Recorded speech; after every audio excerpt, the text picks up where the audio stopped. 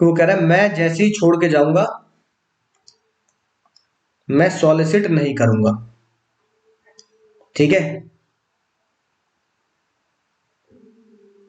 उसने अपना बिजनेस खोल लिया, है ना, और सन मून के प्राइस काटने के लिए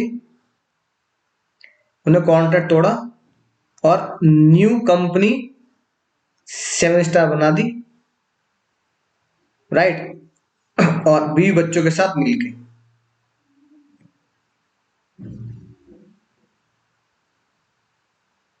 ठीक है ना, अब बताओ।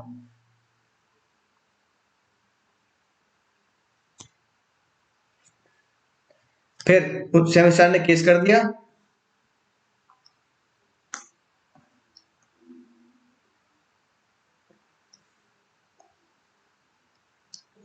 अब बताओ, explain with the reason whether separate legal entity between Devdas और 7 स्टार, है ना।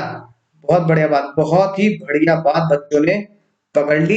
सीक्रेट कोड के साथ बच्चों ने बात बिल्कुल पकड़ ली। ये था वो सीक्रेट कोड, ये था वो सीक्रेट कोड कि वो कस्टमर को सॉलिसिट नहीं करेगा, कस्टमर को सॉलिसिट नहीं करेगा। यही वो खतरनाक बात है, कस्टमर को सॉलिसिट नहीं करूंगा। यही वो खतरनाक बात है जो गिलफोर्ड मोटर में की जाएगी। इसका मतलब पेपर बिल्कुल भी मुश्किल नहीं है। आज तुमने दोस्तों ये बात साबित कर दी और मेरे दिल को इतनी खुशी हुई आज कि आज तुम्हें पता लग गया पेपर बिल्कुल भी मुश्किल नहीं है। सिर्फ मुझे उसके चीट कोड, मुझे वो चीट कोड समझ में आने चाहिए, मुझे वो चीट कोड समझ में आना चाहिए जिससे मैं केस को पकड़ सकता हूं। गिलफोर्ड मॉडल समझ गए। अब सीखते हैं सर, अब सीखते हैं इसको लिखना कैसे, how to write in exam. Copy निकालो भाई, सारे बालक रजिस्टर निकाल लेंगे, टाइम पास नहीं करेंगे, सारे बालक रजिस्टर निकाल लेंगे कि कैसे क्वेश्चन एग्जाम में लिखना है।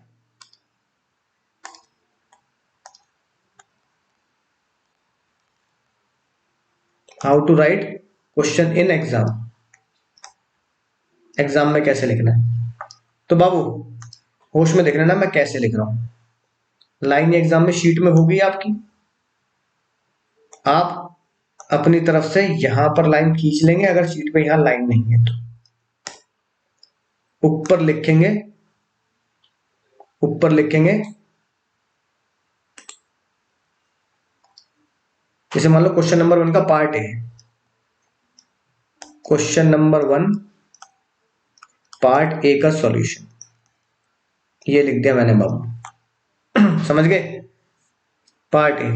अब सबसे पहले क्योंकि केस स्टडी है तो केस स्टडी में यहां लिखेंगे प्रोविजन। सबसे इंपॉर्टेंट प्रोविजन है, प्रोविजन क्या लिखना है। एनालिसिस तो हम फिर लिख ही देंगे आसानी से। तो प्रोविजन में मुझे ये तो पता लग गया कि मुझे गिलफोर्ड मोटर की कहानी लिखनी है, गिलफोर्ड मोटर की कहानी लिखनी है। अब उस गिलफोर्ड मोटर की कहानी मुझे लिखना क्या है, ये इंपॉर्टेंट है। सबसे पहले मैं क्या लिखूंगा, सबसे पहले मैं प्रोविजन में लिखूंगा कोऑपरेट वेल। ठीक है, 5 से 7 मिनट में क्वेश्चन हो जाना चाहिए। ठीक है, मैं यहाँ पे शॉर्ट लिख रहा हूँ, एग्जाम में आप पूरा लिखो। कॉर्पोरेट वेल इज या रेफर टू लीगल कॉन्सेप्ट। थोड़ी राइटिंग अजीब सी आएगी, पेन थोड़ा सा मेरे पास है ना दूसरे तरीके का होता है, आप अपनी अच्छी राइटिंग में लिखेंगे। लीगल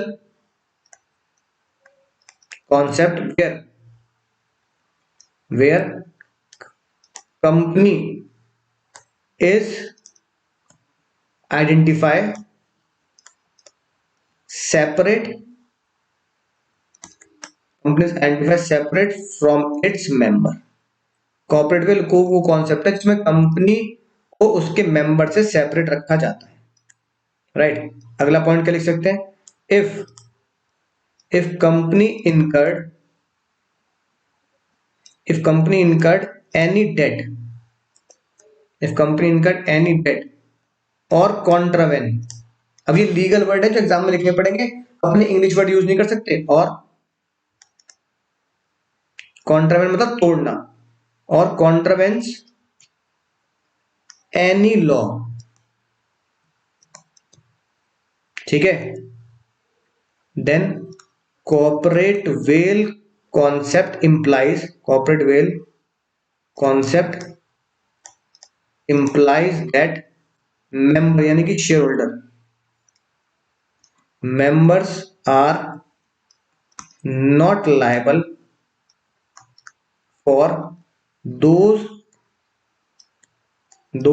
errors of कंपनी के गलत कामों के लिए मेंबर्स को दोषी ठहराया नहीं जा सकता। That is members are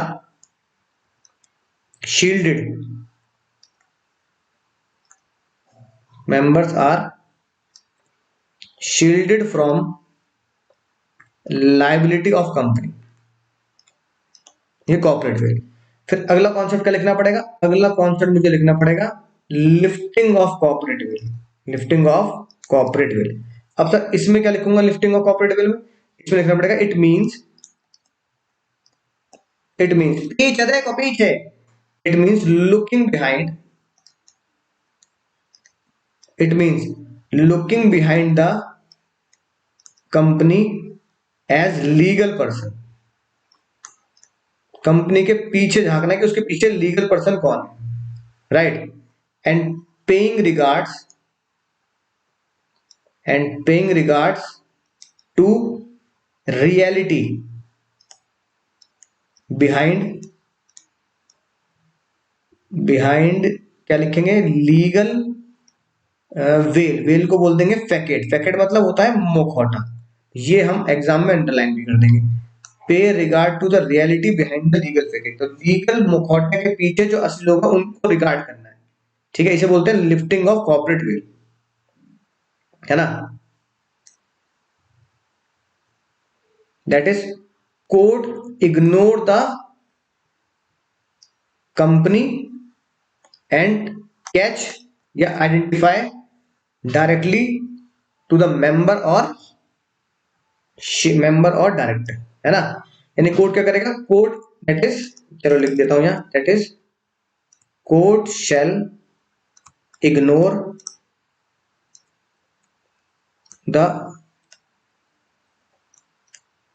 company, जो कंपनी का जो फैकेट है वो। अब ये आगे बात। अब इसके बाद देखो, मैंने पहले ये लिखा कॉर्पोरेट विल क्या होता है? लिफ्टिंग ऑफ प्रोविजन पे ही फोकस करना है।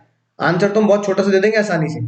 इसके बाद हमें लिखना है कि क्या होता है केस लॉ, जो हमने पढ़ा था। केस लॉ का नाम बोलना जल्दी से, गिलफोर्ड मोटर्स, ये पूरा लिखना है एग्जाम में, कंपनी वर्सेस हॉर्न। अब इसके बारे में डिटेल लिखने की जरूरत नहीं है, मतलब आपके पास प्रोविजन इतना अच्छा है, लंबा चौड़ा है, आपको याद भी है, तो इसके बारे में डिटेल लिखने की जरूरत नहीं है कि ऐसे हुआ, उसने वो बेच दिया, उसने कहा कि सॉलिसिट नहीं करेंगे कस्टमर को, और फिर भी सॉलिसिट कर रहा है, ठीक है। तो डायरेक्ट इसमें लिख दो, if company is incorporated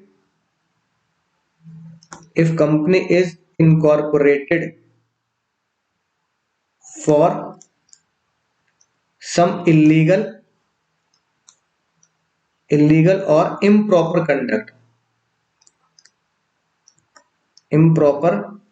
purpose या conduct, that is to default या defeat law or to defeat या defraud, defeat की जगह लिख सकते हो defraud,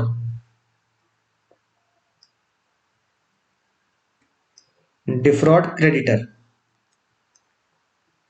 ठीक है ना। और to solicit customer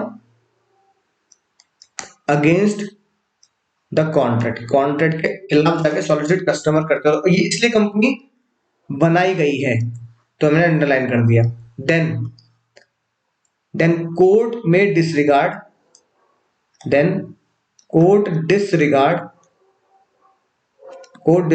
corporate facet या वेल, तो कोर्ट डिसरिगार्ड कर देगा कॉर्पोरेट फैकेट। बस ये है मेन बात जो मैंने साफ साफ लिख के बता दी लिफ्टिंग ऑफ कॉर्पोरेट वाले केस में।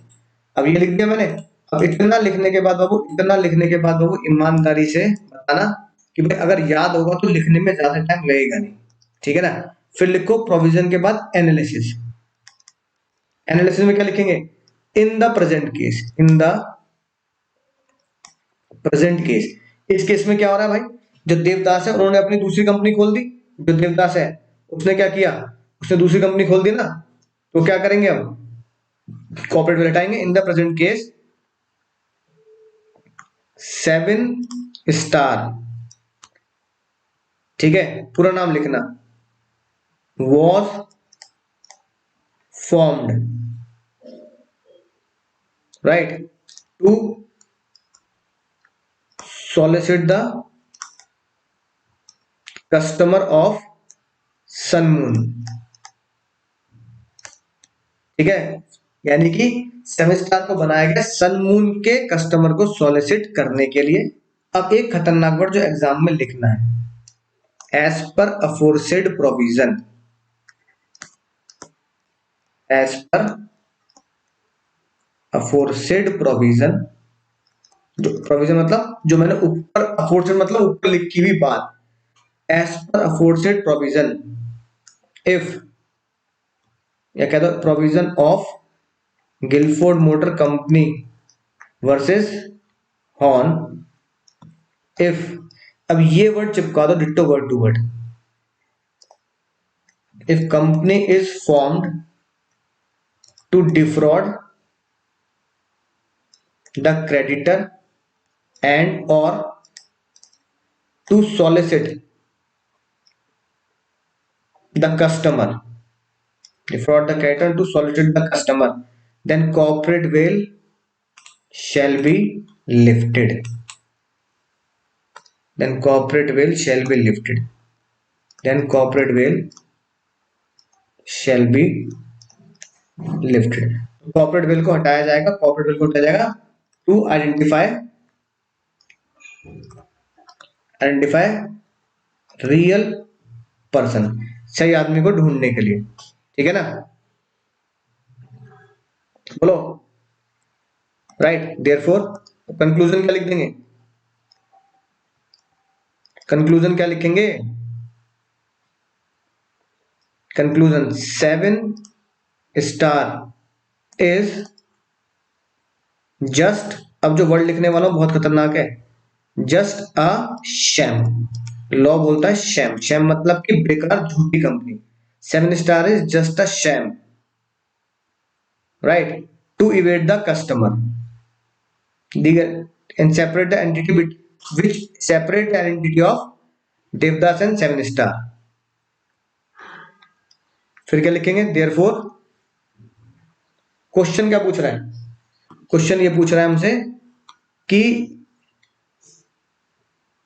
क्या सेपरेट एंटिटी, क्या सेपरेट एंटिटी देवदास और 7 स्टार प्राइवेट लिमिटेड की डिसरिगार्ड की जाएगी, तो आप क्या लिखोगे, यस। कंक्लूजन में वो लिखना है जो क्वेश्चन पूछ रहा है, देयरफॉर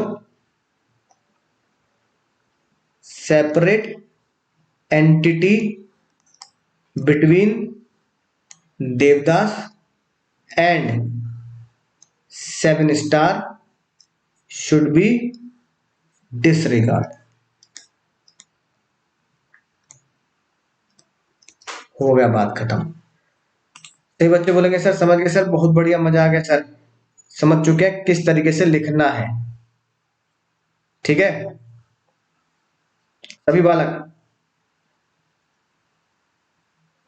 हाँ, केस लॉ एग्जाम में लिखना इंपॉर्टेंट है। अब अगर तुम ध्यान से देखो, अगर तुम ध्यान से देखो तो मोटा मोटी हमें 5 8 10 मिनट लगे होंगे, प्रैक्टिस करेंगे तो उससे भी कम समय हमें लगेगा, कम समय हमें लगेगा। तो मैंने पहले क्या किया, मैंने पहले क्या किया, ध्यान से देखो, मैंने पहले क्या किया, यही क्वेश्चन हमें करना होता है। पहले मैंने क्या लिया, आराम से प्रोविजन पे फोकस किया, है ना। अगर 5 नंबर का 4 नंबर का क्वेश्चन हुआ तो 4 नंबर क्वेश्चन में ये 2.5 मार्क्स का प्रोविजन होगा लगभग। फिर ये मैंने एनालिसिस करी जो 1 मार्क्स की बनेगी, और फिर आखिरी में ये जो मैंने कंक्लूजन लिखा ये 0.5 मार्क्स हो जाएगा। तो ये एक तरीके से 4 मार्क्स का क्वेश्चन ऐसे बनेगा। तो सबसे इंपॉर्टेंट क्या है, सबसे इंपॉर्टेंट क्या है, सबसे इंपॉर्टेंट है ये प्रोविजन। प्रोविजन ही सबसे खास है, प्रोविजन को ही अच्छे से याद करना है और उसे बढ़िया तरीके से लिख के आना है। तो ये रहा दोस्तों तुम्हारे सामने पूरा क्वेश्चन कैसे एग्जाम में लिखा जाता है। स्क्रीन पर बहुत बढ़िया तरीके से दिख रहा है। इस तरीके से एग्जाम में लिखोगे 70+, अगर सभी क्वेश्चन को इस तरीके से लिखा है सभी के स्टडी को, तो 70+ कहीं नहीं गए बाबू, 70+ कहीं नहीं गए, बिल्कुल मुट्ठी में आपके 70+। इसलिए मैंने आज आपको ये कॉन्सेप्ट लिख के दिखा दिया, कॉन्सेप्ट लिख के बता दिया किस तरीके से आपको एग्जाम में राइटिंग प्रैक्टिस करनी है। राइटिंग, अब देखो ये लिखा मैंने है तो एग्जाम में नंबर मुझे मिलेंगे क्योंकि मैंने याद करके लिखा है।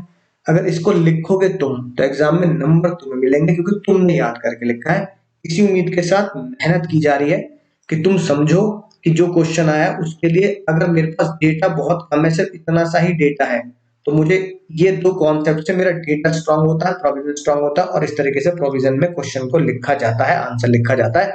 एनालिसिस ज्यादा बड़ी होती है, प्रोविजन ज्यादा बड़ा होता है, provision is big, analysis is small, and conclusion is tiny, only one line, खेला खत्म। और इसी उम्मीद के साथ कि तुम प्रैक्टिस करोगे तो मैं आज